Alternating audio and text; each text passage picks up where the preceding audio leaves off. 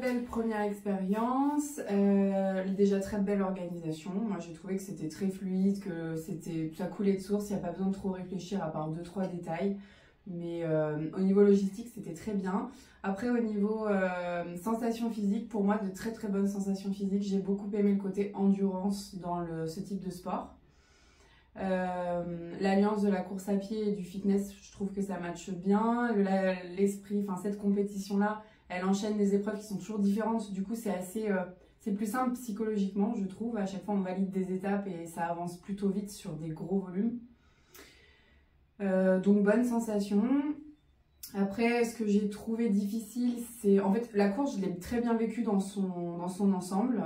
Après pour performer, j'ai bien compris qu'il fallait quand même avoir un bon niveau en course à pied. Donc là, le point clé à améliorer pour moi dans ce sport, c'est la course à pied.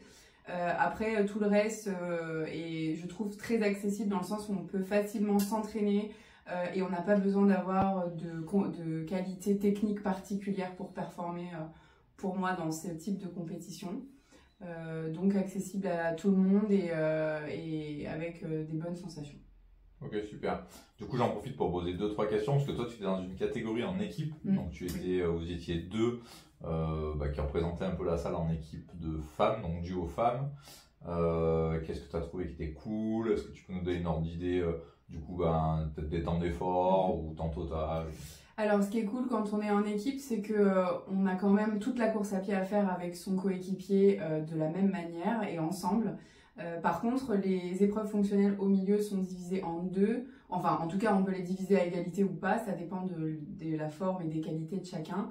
Mais en tout cas, ça permet de très bien vivre la compétition, notamment dans les premières fois où on l'a fait, parce que il y a des moments de repos, ce qu'on va pas forcément trouver quand on est seul. Et c'est hyper motivant forcément d'être deux, ne serait-ce que dans l'entraînement, puis aussi dans la compétition.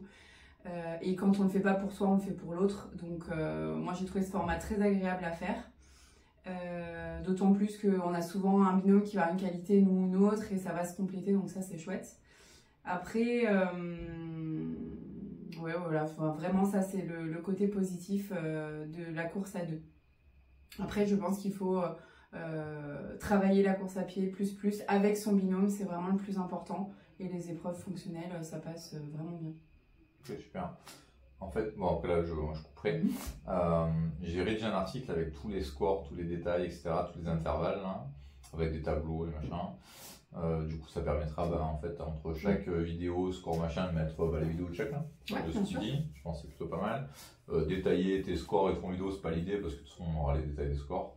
Et je pense que ouais, l'objectif un peu de l'article, c'est vraiment donner envie aux gens. Moi, franchement, on m'a posé des questions toute la semaine. Bien sûr. Donc, du coup, c'est vrai que j'avais pas envie d'y répondre, mais je me suis dit, je vais y répondre de manière générale et structurée. Ça me faisait chier de le répéter 100 fois, quoi. Mais voilà, je pense qu'on a tout dit. Hein. Je pense, ouais.